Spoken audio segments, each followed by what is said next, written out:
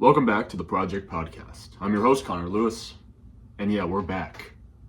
I bet a lot of you thought we were done, but we're not done, okay? This podcast will live on. All joking aside, it's been a very busy, probably a couple weeks, I would say, since the last episode, but I want to be very clear, this is not going away. I've been focusing a lot on the URI podcast, University of Rhode Island, Rhody Impact podcast. Please check that out. It's a lot of good work. We're actually doing some really important stuff, talking about a lot about Title IX, talking a lot about all the transformations in college sports right now. It's really important, and there's a lot of great interviews that are going on over there. That's where a lot of my time has been focused recently, but I want to be very clear that this show's not going away. I really love it, like I do. I remember, this is absolutely a true story. I was walking to class one day, and someone stopped me, and they said, "I think I know you from somewhere." And I said, probably. It's probably not a good thing if you do. But he was like, I saw you on an Instagram clip. And I'm like, yeah, that's me. And he was like, you really know ball. And I'm like, yeah, this is what I love. Like, I really love doing this. This is not, it is a hobby for me, but it is something I want to do forever. Like, I love doing this. I love talking to people. I love interviewing people. I love talking about sports. I love talking about film, all that stuff. We got a lot of good stuff today.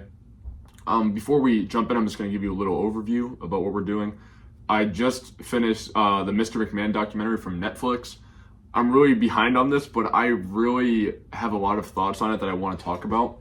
So I think there's no better place to do it than here.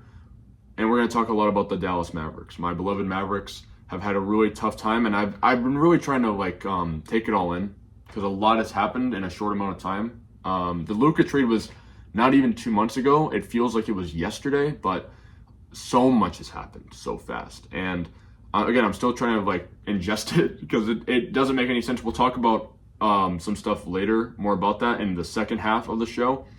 I just have a few notes, just housekeeping stuff before we really jump in, other than the fact I need a haircut really bad. Feel free to Cash App me or Venmo me so I can afford a haircut, because I could use it. All joking aside, I'd like to announce, if you follow me on LinkedIn, which you should, if you don't, I'm just gonna plug everything right now. We're plugging all the social medias. Anyway, I recently, this morning, have just accepted a position at Firecracker Sports. If you don't know what that is, it is an AAU baseball company that specializes in just different tournaments and player showcases. Essentially, I'll be doing game day operations, and I'll be doing some content creation here and there, so you might see my face a little more on Instagram from Firecracker Sports. A lot of really great people that work there. Everyone has been super cool. I did my third interview last Thursday, and it'll be my summer internship. I really just want to talk about that because I think it's really cool, and I think people should just talk about what they're doing more. And I think this is a good platform for me to really talk about that, and I think it's really cool. Game day operations, basically, a lot of people ask me what that even means.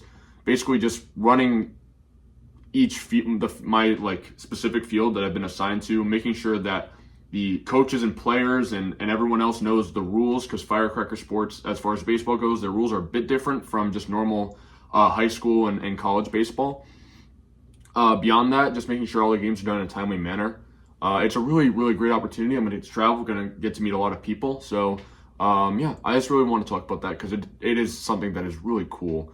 And actually, I guess, that's really all I have to say about that. I also want to talk about the book.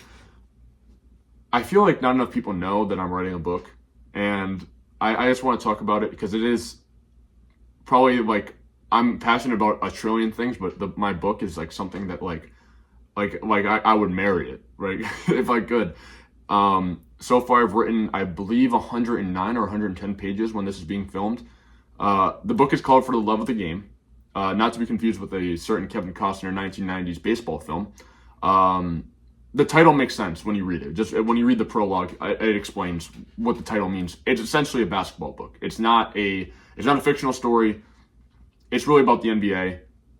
And the overall goal of the book is to find who the greatest player of all time is. I know that that's a thing that's kind of just been worn out in conversation, and I'm sick of it too, don't get me wrong, but The context of the book makes a lot of sense.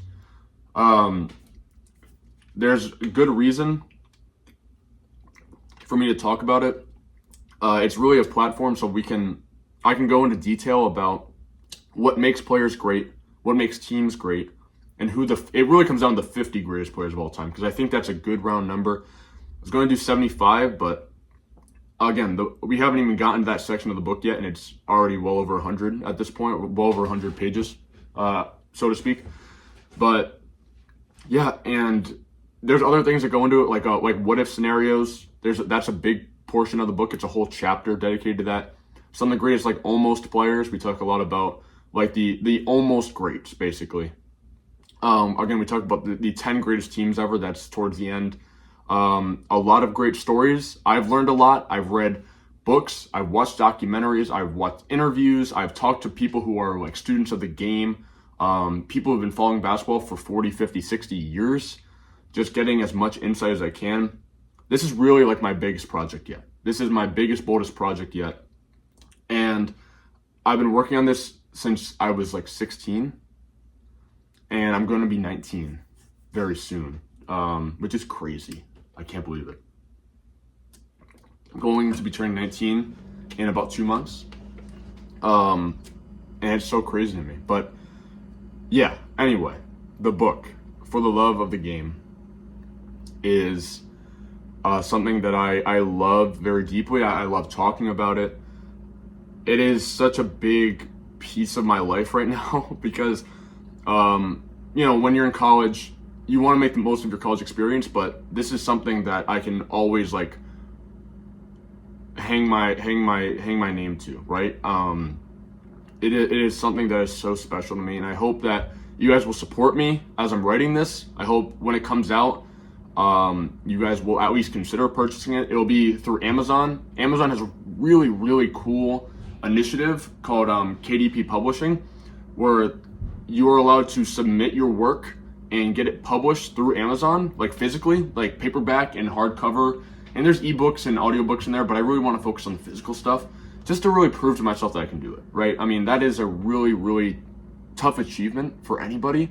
To sit down for an extended period of time and write over 100 pages. And you get nervous a little bit. The more you write, I feel you get a little more anxious over time, because you're what if this is not cohesive? What if this doesn't make any sense? I'll put it all together. Maybe separately it kind of makes sense, but when you put it all together, it doesn't really make any sense. And I've worried about that a little bit, but I'm still pushing through that. You have to just push through those worries. History is made by those who take big swings, who are not afraid to turn away from the big moment and be bold. And we're going to talk about Vince McMahon, who is maybe the key example of that mindset in a little bit, but that's kind of the point I'm getting at here. This is something that I hope you guys will all support me and support the book eventually when it releases. Many people have asked me when I plan on releasing it. In a few months, I'd say that it will come out. I'm gonna make a whole announcement post on Instagram. It's gonna be a very big thing. My campaign for it. This is basically the start of the campaign, right? A lot of it has been written. I've talked a little bit about it to just people I'm kind of close to in the past, but this is the big push. I'm saying this on video to you all what this is. I've told people I work for and work with about it. This is my big push. This is the beginning of that. And I want people to understand that this is something that means everything to me. And you're going to read it and you might laugh. You might cry because some of the jokes are so bad. You might learn. I hope you learn something. If you don't learn something, I would be very impressed, because there is a lot of really crazy information and a lot of great stories that I get to relay to all of you who are reading it. And it's such a fun experience for me. It's really fun. It's not as, it is stressful a little bit, because there is, especially now that I've just set it to a camera and anyone could watch this video. Now it's okay, I got to live up to whatever people are expecting of me. But I got to remind myself why I'm doing it. And I'm doing it to prove it to myself that I can do it. Last housekeeping note. We're already reaching 10 minutes in. But this is just to talk about what is going on as far as future episodes. I am not just going to do individual episodes just by myself. I have been setting up things with different coaches, especially in volleyball. Not going to name names yet because nothing is set in stone yet and no dates are official. But people who are coaches in volleyball, who are players in volleyball, who are players in tennis, all at the college level, the collegiate level, there's some cool stuff that we got going on.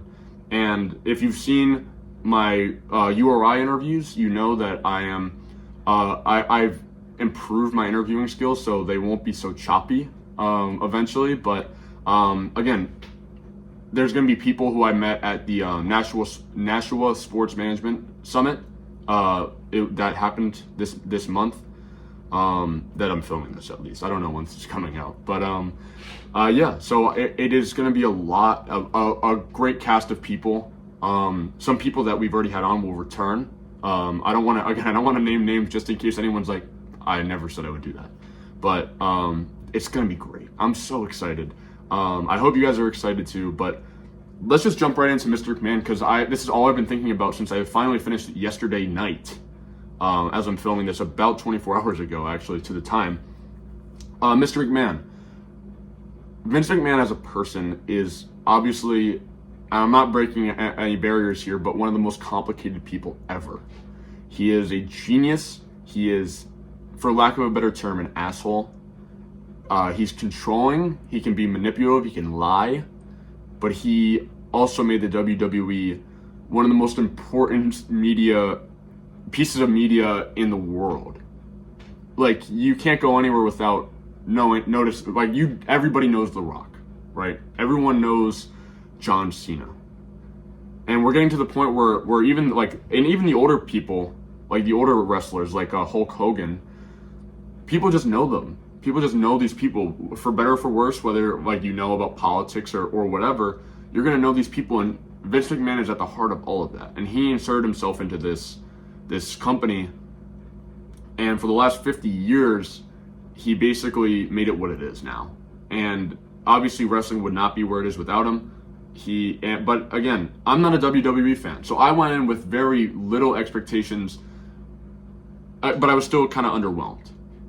But I was entertained. I really enjoyed it. But you can still be entertained by something without necessarily thinking it's a work of cinema. And I think Letterboxd, I gave it 2.5 stars, which is not like a bad rating. I mean, to me, that's like an average thing, and that's fine. This documentary had high expectations, right? I mean, when you're dealing with one of the most important business people of the last 50 years, maybe 100 years, honestly, the expectations are through the roof. You want to impress the casual audience, you want to impress Netflix, you want to impress the diehards. I know so many diehard WWE fans. I hope they're watching this right now because this is not something I thought I'd be talking about, but after watching the documentary, I did enjoy it. I think it gets better as it goes along. The first half of the docu-series, especially episodes 2 and 3, I was just kind of, it was losing my focus. I'll be honest. And maybe I just don't know enough about what was going on during the time. If you haven't seen it already, I don't know what you're doing. You should see it. Even though you don't like wrestling, I've been to a WWE match. I believe it was in December. Really cool match, by the way. I got one of the wrestlers' signatures. I thought that was awesome. A lot of really cool people go there too. But I'm not like a super fan of the WWE by any means, but I did find it fascinating to watch. You're seeing a evil genius at work, someone who thought of so many insane storylines. There was one they left on the cutting room floor where Vince McMahon's character, Mr. McMahon, that was his character, not Vince McMahon, Mr. McMahon, would impregnate his daughter. Again, this is part of the story of the WWE. Would impregnate his daughter, and that was it. And I don't know why he told us that. I'm not totally sure why he went into detail on that.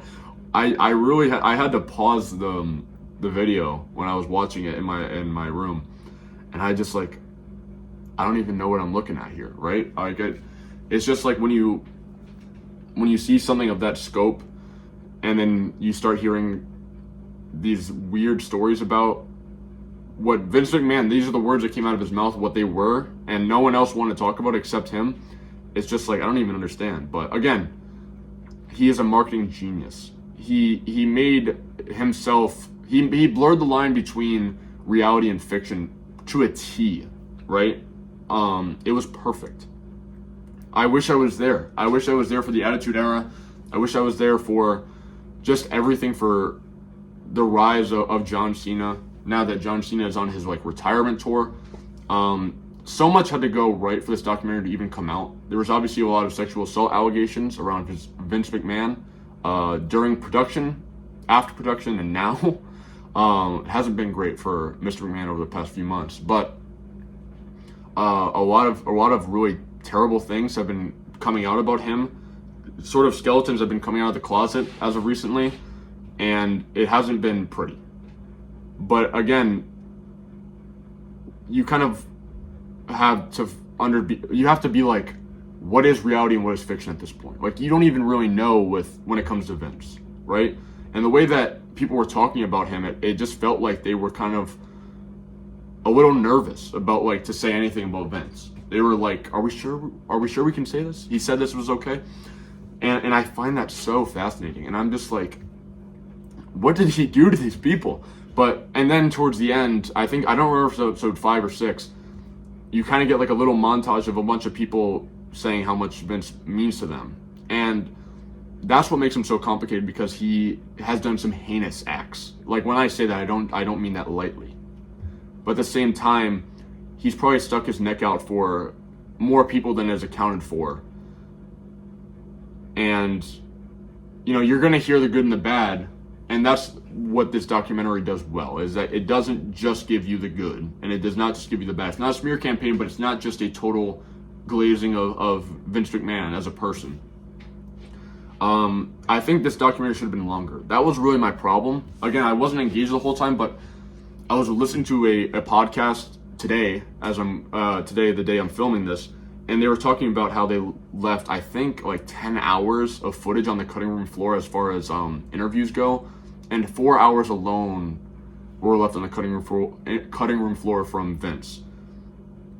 Now, when you look at something like The Last Dance, the Michael Jordan documentary, that was 10 episodes. Again, it wasn't just about Michael Jordan. He was the main focus. It was really about the Chicago Bulls of the 90s. But that's a run of, 15 years, really? Obviously, they kind of move around a lot.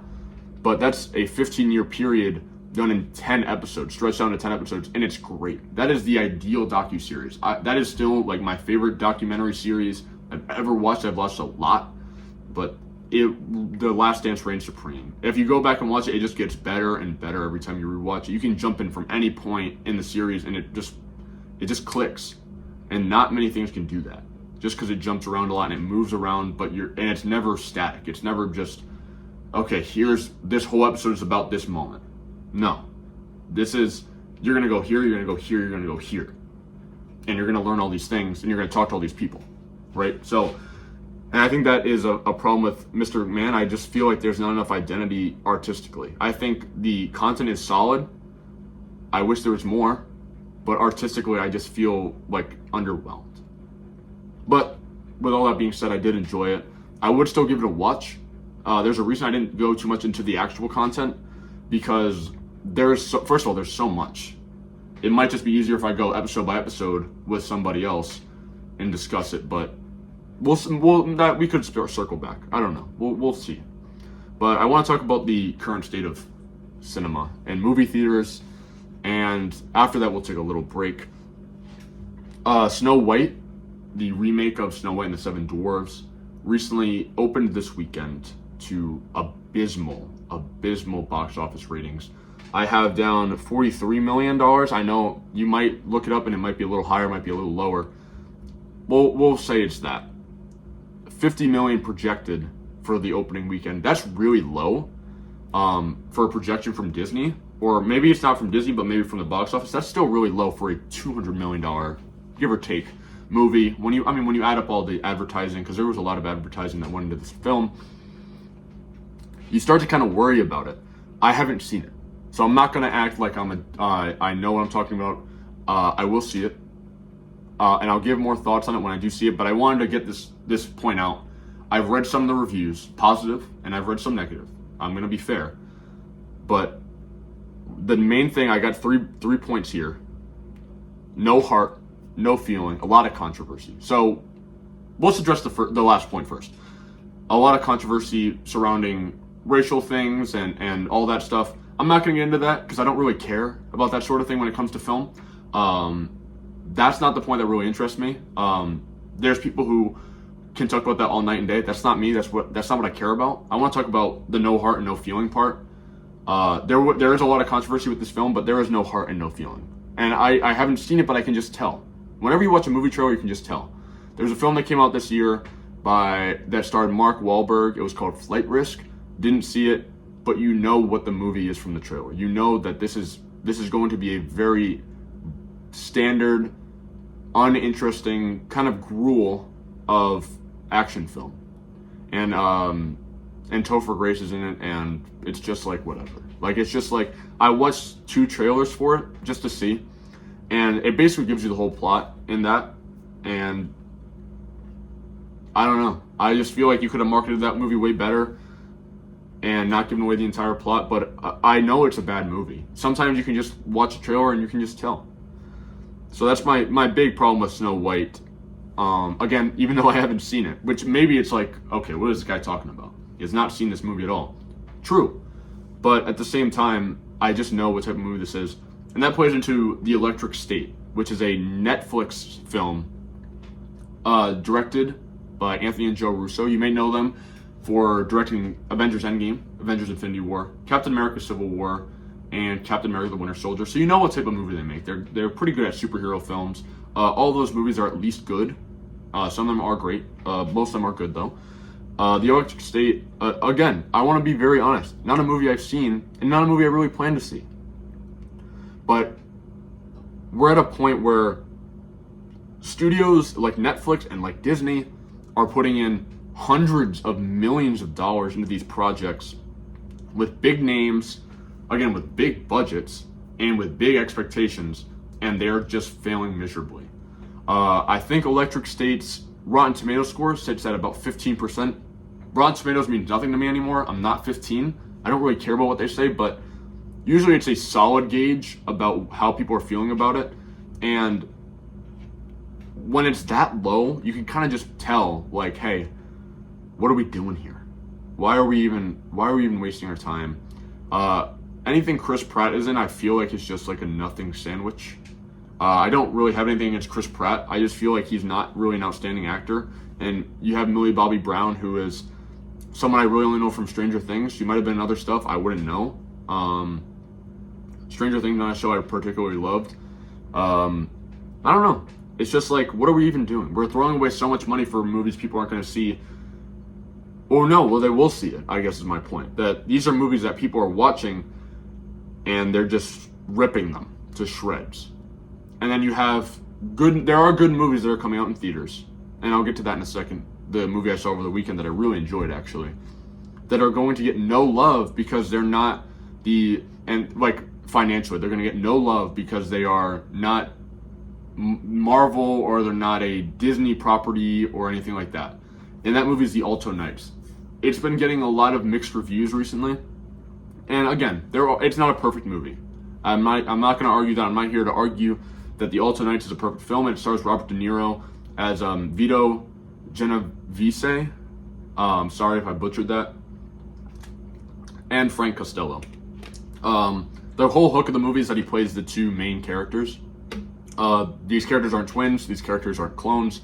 I know that one actor playing 2 different characters has been going on a lot recently, especially with Mickey 17 that recently came out. I don't know why they did that. I don't really particularly love that part of the movie, like just as a factor of the film or as an asset. But again, it's a movie that I enjoyed. I think it's the best movie I've seen this year for like as of 2025 film so far. Again, it's very early. I think there's going to be plenty of great movies that are going to come out over the next 9 months that are going to past this film. Again, the first half of the year is usually slower than the second half. But this movie made $8 million opening weekend. $8 million. And again, this movie is not for everybody. This movie is not for a Marvel TikTok generation of people. I don't really like to say that because that is my generation of people. But there is a certain type of casual audience that will not go see something like this. As of the Generation Z. My generation of people. There are some people from my generation that will see it. And I'm sure they have. Or they will at some point. But it's not a movie that a lot of people are going to go see because it's not... I mean, Robert De Niro's not exactly like a fan favorite for the under 30 crowd, right? I mean, what has he been in other than like in my lifetime, really? That's since 2006, and it's not a lot. The list is pretty short, other than Killers of the Flower Moon and the Irishman. So it's not like he has like a great reputation with my generation. But it has slow points. There are some really weird avenues the movie takes that, like plot-wise. But I really enjoyed it overall, and it's a good old-fashioned mafia movie. It has a lot of good points to it. Costume design, makeup, the soundtrack's great. It is pretty much just a worse Goodfellas, and that's not a bad thing, but it is very Goodfellas heavy. It's produced by the same producers of Goodfellas. It is written by the same writers of Goodfellas, whose name is escaping me right now. I feel like I don't know what I'm talking about, but same writer, even though that writer is like in his 90s, and he still wrote a pretty good script. I really like the writing of this movie. The writing's also pretty good. But it's such a weird point in cinema right now, and all I'm saying is just go to the movies. You may not like what you see all the time, and that's fine. Like, you're not always gonna love every movie you see in the cinema. But if you want like good movies that continue to come out that aren't just your same old Marvel or whatever movie Chris Pratt or Dwayne The Rock Johnson's in this year, you gotta go give movies like The Alto Knights a look, at least. And I know, it's a movie that's not for everybody. It's a very standard mafia movie that is pretty slow at times. I will admit, especially in the second half of the movie, it does get really slow at moments. But it's garnered a lot of unfair criticism just because there's not a call for it anymore. And you could say, well, then they shouldn't make the type of movie, which I get. But it's like, why not just try to push the envelope and just do it anyway? Why are we obscuring ourselves from just trying to rebrand this whole thing? It was kind of like when Logan in 2017 came out, and it was really more of a Western. It was a superhero movie, but it was really a Western. And people were it kind of piqued some interest because it was a Western, but still was a Marvel film. I'm not saying that Alto Knights is as good as Logan. I don't think that at all. But I think that this could, if people were to support this movie and understand what it means and its importance as a biopic, could call back to an older time of mafia films.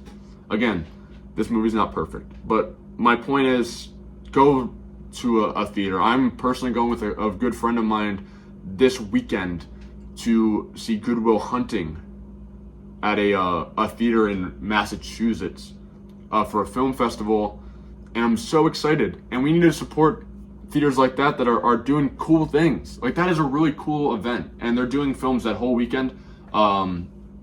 It's cool. It's Corner Theater. If anyone's interested, it's near Cambridge, Massachusetts, right outside of Boston. They're doing Goodfellas. They're doing Heat. I love Heat. Again, Good Will Hunting. A few other movies that are slipping me right now, but these are the type of things we need to support. Some really cool people doing really cool events, and this will keep the art and cinema alive. But we're gonna wrap this up, and when we come back, we will talk about my beloved Dallas Mavericks. I'll be right back after this. And we're back to talk about my beloved Dallas Mavericks. Hopefully you're still tuned in, because this is where it gets sad for me. As many of you may know, I am a diehard Dallas Mavericks fan. I've been a fan for, probably 7 or 8 years now. I think we're closing on 8 years. I've been a fan for a long time. I'm a diehard fan. I will never switch up on my team, despite many people asking me if I was going to.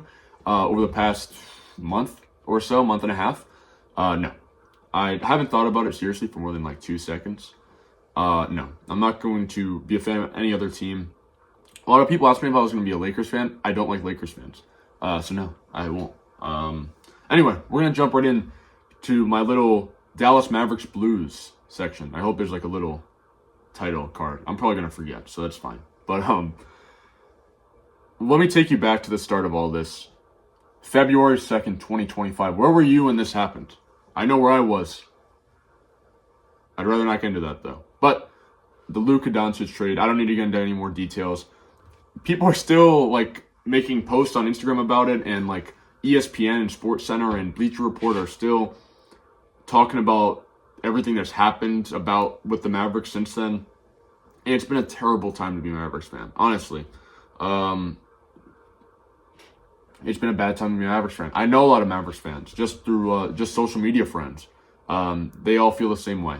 So I won't talk too much about the Luka trade, but that was really the straw that broke the camel's back as far as this franchise is going downhill so fast.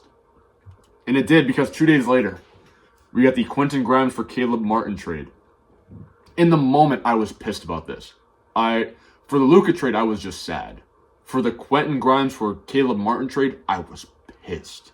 Because I knew this was a terrible trade. The moment I happened, go watch the film. It's on a podcast, one of them. Go watch it. I don't know. Since Quentin Grimes, one of my favorite Dallas Mavericks of the season, before the trade, has joined Philly, he played approximately 20-25 games, something like that. Averaging 22 points a game, 5 rebounds, 4 assists on 50, 39, 73 shooting splits, which is good, which is very good. He's had multiple 40-point games. And again, Philly's bad, but he's keeping them in games. Like, it's like that. Like, he's like that good. Like, if he played for Philly the whole season, I think that he might be like their third best player. But I don't know if I'm willing to say that yet, because he really only played a few games. With Dallas, he wasn't really getting minutes. And that is not his fault. I mean, that is the fault of the coaching staff, Jason Kidd, someone I've had mixed feelings on since we hired him. I like his defensive integrity. And I don't think he's a bad coach by any means. In the moment when we hired him, I remember I was really mad. I was like, what are we doing? Because I loved Rick Carlisle, and I was really sad to see him go to Indiana. And they're doing pretty good. So, everyone's it kind of worked out for everyone until February came around. Also about the Luka trade, I actually just thought of this right now. I was talking about social media. I guess there was talks of LeBron knowing about the trade the whole time, which doesn't surprise me. We'll talk more about the reasons why I think Dallas traded Luka, like kind of jokey reasons, but but that makes sense. I think there was some tampering going on, but we'll get into that later. Anthony Davis' first game with the Mavericks started out as a success. I remember that game really well. I remember watching it. I watched that first half, and Davis was balling. I don't remember his exact numbers. I probably should have put him down here, but he was having a great game. It was against Houston, I believe. He played awesome. And then he went down, and he was just done. I think they said for the season in the moment, he is probable to play tonight. I know that of the day I'm filming this, they play Brooklyn. I probably won't watch the game because the NBA hates their fans, and either you pay $300 for their streaming service or you pirate the games. And I would never pirate games, never. But all joking aside, just a really tough moment for the team. And then a lot of injuries happened. Dante Exum, which I think was really the last big one, where it was a guy getting a lot of minutes. I can't believe Dante Exum is a big name for Dallas, but he is. Derek Lively, Daniel Gafford, and Caleb Martin all went down. Caleb Martin I didn't really care about, but he's still injured right now as I'm filming this. Lively and Gafford and Lively are both explosive big men. And they are extremely efficient. They're great rim protectors. They can kind of do everything you want a good center to do. And they didn't need the ball too much to be effective. And I really loved watching them. They were great, especially Lively. I really thought Lively was like the future of Dallas. And he still could be, but I'm just saying, like, with Luka by his side and all that. Either way, this was all bad. And then Kyrie goes down with a torn ACL. Since the Luka trade, he was averaging 25 points a game, 5 rebounds, 4 assists, playing 36 minutes a night. He was routinely playing like 40 minutes a game at points, just to try to keep these games competitive. To no avail. Did I put down what their record was? Yes. 8-13 since the Luka trade, which is bad. I mean, we were like top 4 in the standings before we traded Luka, even with him missing a lot of time. And then he goes down. We trade him when he was about to come back, and then it just kablump. Like, it just like falls apart. Like the wheels are falling off the team at this point. And Kyrie's done for the season. I don't know what his circumstances are. I think it's kind of early in the surgery process and all that. So whether he plays at all next season is up in the air. And he's on the wrong side of 30 now, Kyrie. Kyrie's a player I love. He can kind of do whatever he wants with the ball. You know who Kyrie is. If you watch basketball, even a little bit, if you follow it slightly, you know he's good. You know he's great. But Kyrie really put the team on his back, and this is how we treat him. And it's a shame, but this is the world we live in, I guess. And then you get all the tweets that are coming out from Nico Harrison, excuse me. I guess not tweets, but more like talking to the media, blaming Luka. His claim was that Luka kind of forced his hand because Luka would smoke and drink a lot, which, you know, looking back is so BS. Like, we know how good Luka's been on LA. You know, he's missed a few games, but the games he's played, he's been pretty much like AAA great. Like, he has been awesome to watch. Even as like someone looking from the outside in, someone from the outside looking in, excuse me.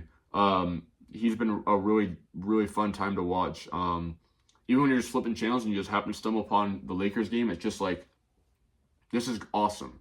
This is what LA needs, because I don't think LeBron and Davis were really going to make a run. I think now you add Luka, this is a different team. This is obviously a very different team. And it's pretty sad that we had to let him go. You know, it's just been a domino effect since then. Luka getting traded caused Kyrie to get more minutes, which caused him to tear his ACL. Us trading for Luka caused us to trade Quentin Grimes also, just because Nico Harrison's dumb. I don't know. And then Caleb Martin plays 5 games, plays pretty poorly in those 5 games, and then it's just done. I don't know if he's going to play at all this season. And then, obviously, which is the worst part of all this, the worry that we would have to forfeit games, which is not going to happen anymore. But there was a time where we had a bunch of guys just injured. We had to pull up a bunch of guys from the G League, 2-way contracts like Kai Jones. We have to sign him for month-long deals, just to fill a spot. And Kai Jones is a really athletic player. I have and Kessler Edwards, who has not been as good, but I really like Kai Jones actually. Just a player that's not been as good, and we just had to put him in. And then it got to a point where the season was kind of inching closer to its end, and we were still looking down the barrel of, hey, we might not have enough people to finish the season out. We might have to just forfeit games, which I don't think has ever happened ever, as far as I'm aware. Unless there's some story I'm going to uncover pretty soon where it happened in the 50s, which honestly could happen. This hasn't happened before, and I don't think it's going to happen now at this point. I think we have enough guys. But there were worries we weren't going to have even 5 active players, which is not something that's happened. As far as I'm aware, I think there was kind of it kind of got close the year, I believe it was 2021 or like the 2020-2021 season, where the season was just in a weird spot. We started the season kind of late, but we had the bubble, and I think it was the Warriors that were missing a lot of guys. Maybe I'm getting the year wrong, but there was a really bad Warriors team. Maybe it was 2019-2020 where they were just missing a lot of guys, and it was just really ugly. And Curry was hurt, and Clay was hurt, and Draymond was really rough, and just like, it was bad. It was pretty bad. And you had Andrew Wiggins, and it was just like, what are we even doing? Right? Yeah, that's really all my thoughts on Dallas. I mean, it's a big time frame, but there's only so much you can say at this point that hasn't already been said. I'm not really breaking any news when I say this sucks, but you're getting a first-hand perspective here. Again, it's hard to watch Dallas games. They're not going to put bad games on national television, but not everyone can afford League Pass. So you so you come down to other options that are less legal, and the NBA has a big problem with that. And I'm going to get into a little bit about that right now, as far as why Dallas traded Luka, just to spin back on that. I think so you can take these answers seriously, you can take them as a joke, either way. One thing I've been reading a lot of and that I've really thought about is the NBA got involved due to the low ratings. I don't know if the numbers are out yet, if we know if the ratings have gone up since February 2nd of 2025, but it would make some semblance of a sense. But the whole reason, like devil's advocate for this, is Adam Silver's not David Stern. David Stern would 110% do something like this to try to appease owners, to try to appease fans. Adam Silver, I think, is a lot more passive. And I'm not saying that's not a bad trade. I don't really like Adam Silver as a commissioner overall. I really prefer Stern. But I don't think Adam Silver would do something like this. But it wouldn't surprise me if 25 years from now, when Adam Silver retires, it comes out, hey, he had a hand in it the whole time. And obviously we know LeBron definitely had a hand in it. I mean, let's be real, it's LeBron. He's had his hand in the cookie jar a trillion times when it comes to trades and coaching. This wouldn't really surprise me. That was my first thought, I think. Well, not my first thought, but one of my first thoughts when thinking about it hard for the Lakers was just like, LeBron's got to have done something to do this, make this happen, right? Second option, Nico Harrison secretly hates the Mavericks and is trying to blow them up from the inside out. Now, I don't know why he would. If anyone's seen Ted Lasso, you know, like in the first season, the owner of AFC Richmond, I think that's the name of the team, is trying to like screw the team over, but is trying to make it seem like she knows what she's doing, but she really hates the team. I'm not saying that's exactly it, but like that's the best comparison I have. Why this would make sense, I don't know. It's really just kind of funny to think about that. Like he has some like Nico Harrison has some like unspoken hatred for Dallas, like the city of Dallas, and it's just trying to like ruin their sports team because he knows he can't get into the Cowboys. I think the NBA getting involved due to low ratings makes more sense. I think when the ratings come out for the season, they'll probably like increase just at least a little bit. When like at like post Luka trade compared to pre Luka trade. This one is something that I've read a lot about, and I don't know how true it is, but Nico Harrison's wife is secretly in love with Luka, which made Nico jealous. And I think there could be some semblance of a truth. I don't think like Luka's like an ugly guy. I think he's a solid looking guy. He's charismatic, all that stuff. And I guess there was some talks that maybe I'm getting like trolled here by like an NBA Centel or whatever, but there was a little bit of like talk about how either Nico's wife or someone in the Mavericks would call Luka like Nico Harrison's wife's boyfriend. Again, I don't know if there's any validity to that, but I don't know. That is a really lame reason. If so, if you have to worry about like your wife flirting with Luka, I don't know. And then my last reason, which again is like maybe just I saw the Alto Nights and I'm always thinking about this stuff, but the mafia is involved somehow. Nico Harrison owes this huge debt to the LA mob that he can't pay back. So what he's going to do is he's going to trade Luka to he's going to trade Luka to LA in order to clear his debt. And maybe there's like a Philly thing in there somewhere. I don't know. I mean, that one obviously is a joke, but I do think the NBA having a hand in that relatively makes sense. I mean, that's not like an impossible like thing. Again, there's been other bad things that have happened for Dallas. There's talk about Anthony Davis returning, which I don't like that. I don't think that makes any sense. I don't really want him to. Honestly, I don't really like tanking, but we're at a point where we're not going to compete, and if we're competing, we're just going to get the 10 seed or the 9 seed, so we'll make the play-in, and then we lose first round to OKC or something. It's like, what? Like, why? Who cares? Like, what are we even doing here, right? But yeah, I mean, I think we just try to lose for the last couple games. It's probably like a dozen games, and just hope we luck out and get a top 5 pick, which knowing my luck, we'll fall down to 13 and we'll get like some random guy from France or something. And it's just like, what are we doing? But there'll be more Mavericks talk over the coming time. That's really all I have for today. I don't have a lot for you guys today. I just kind of wanted to talk a little bit about some of the stuff I've been thinking about, some of my plans. But there's a lot of good content coming up soon, so bear with me, is basically what I'm saying. But yeah, bear with me on this. Stay tuned for some really good interviews. Follow me on Instagram. Follow me on Letterboxd.